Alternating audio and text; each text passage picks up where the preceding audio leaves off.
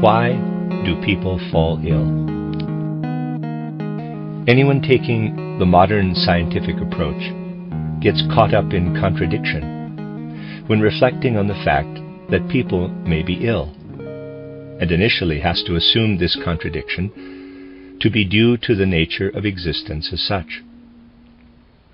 At first sight, a disease is a natural process. Yet the process that takes its place in health is equally natural. Natural processes are known primarily from observation of the world outside the human being, and from observation of the human being only insofar as this is done in exactly the same way as observation of nature outside.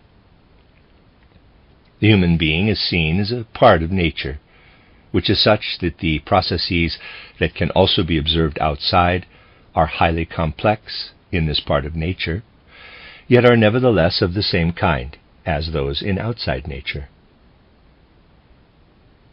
But this is where a question arises that cannot be answered from this point of view.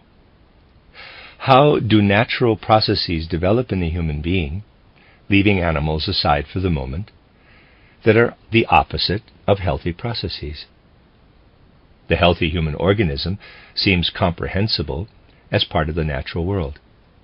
The diseased organism does not seem to be such. It must therefore be comprehensible on its own terms, through something it does not have from the natural world. The idea seems to be that the spiritual, non-physical aspect of the human being has a complex natural process as its physical basis, which is like a continuation of the natural principles that pertain outside the human being. But simply consider, will continuation of a natural process based on a healthy human organism ever bring the mind and spirit alive? The opposite is the case. The life of mind and spirit is extinguished if the natural process continues in a straight line. This happens in sleep. It happens in a faint. Consider, on the other hand, how the conscious life of mind and spirit becomes more acute when an organ is diseased. Pain develops, or at least a reluctance to do things, or discomfort. The life of feeling gains a content it does not otherwise have, and the life of the will is impaired. The movement of a limb, which happens as a matter of course in health, cannot be performed because pain or reluctance inhibit it. Observe the transition from painful movement of a limb to its paralysis. Pain on movement marks the first step toward paralysis. The active spiritual principle intervenes in the organism. In health, it initially reveals itself in the life of ideas, of thought. We activate an idea, and the movement of a limb follows. We do not enter consciously with our idea into the organic processes that ultimately lead to movement of the limb. The idea goes down to the unconscious level. In health, a feeling process develops between idea and movement that is active only at soul level.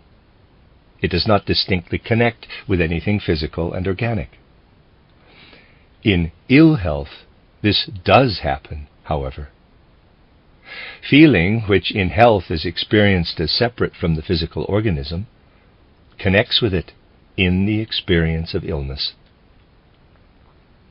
The processes of healthy feeling and disease-related experience are thus seen to be related. There has to be something which, in a healthy organism, is not connected as intensely with that organism as in a sick organism. This reveals itself to spiritual perception as the astral body. It is an organization beyond sensory perception that lies within the sense-perceptible organization. It either intervenes loosely in an organ which leads to inner soul experience that exists on its own and is not felt to be connected with the body, or it intervenes intensely in an organ. This leads to the experience of illness. We have to develop the idea of one form of illness where the astral body takes hold of the organism, which makes the spiritual human being enter more deeply into his body than is the case in health. However, thinking also has its physical basis in the organism. It is only that in health it is even more detached from the organism than feeling is. Spiritual perception finds that in addition to the astral body, there is a separate I organization which lives as an independent soul quality in our thinking. If the human being enters intensely into the bodily aspect with this I organization, a condition arises in which observation of one's own organism is similar to that of the outside world. If we observe an object or event in the outside world, the fact is that the thought in the human mind and the object or event observed are not in live interaction, but independent of each other. This only happens with a human limb if it becomes paralyzed. It then becomes outside world.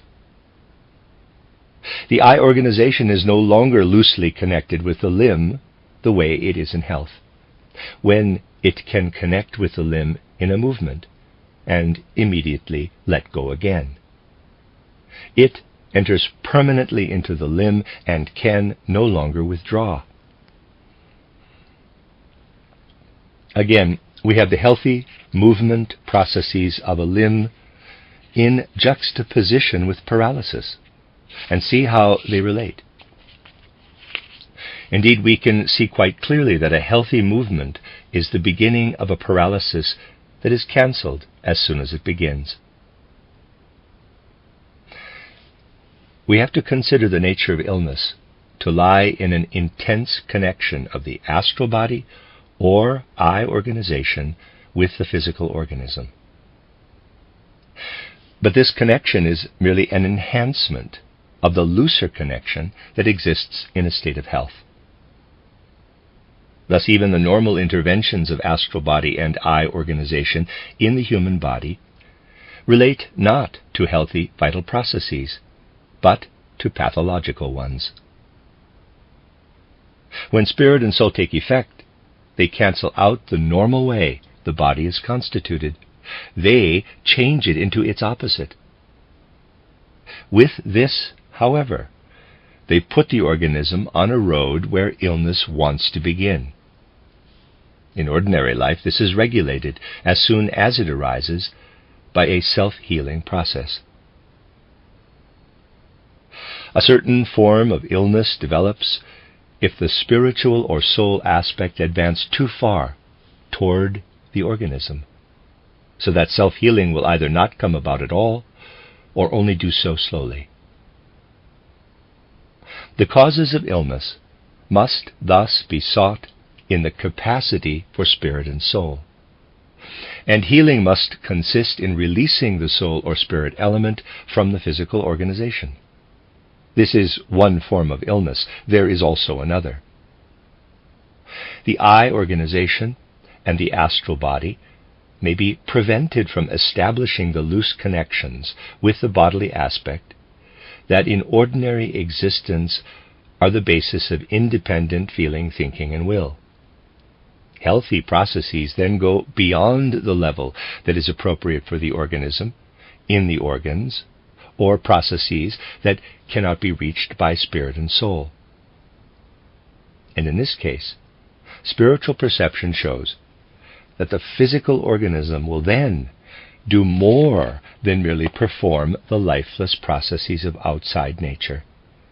The physical organism is penetrated by an etheric organism. On its own, the physical organism could never evoke a self-healing process.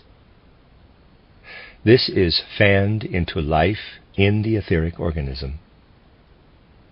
With this, we realize that health is a condition that has its origin in the etheric organism.